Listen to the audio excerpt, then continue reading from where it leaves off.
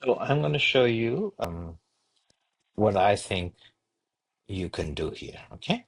So if you want to, this shows the live version, right? So if you want to use another different version of Google Tag Manager, right?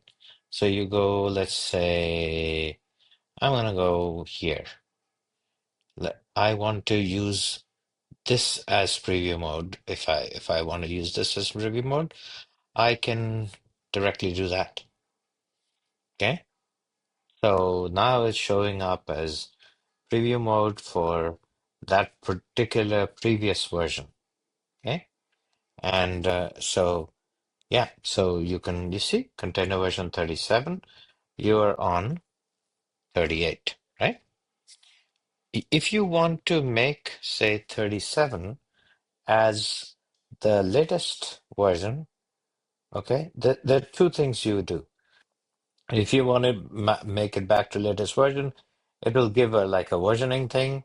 And then if you want to send that live, you hit publish. Okay.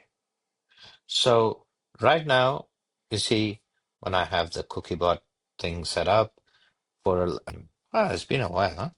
So my container is live. It's all working. If I want to go back to say this and I can directly publish that.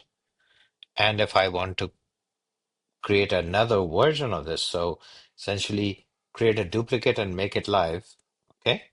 Because I don't want to touch this for some reason.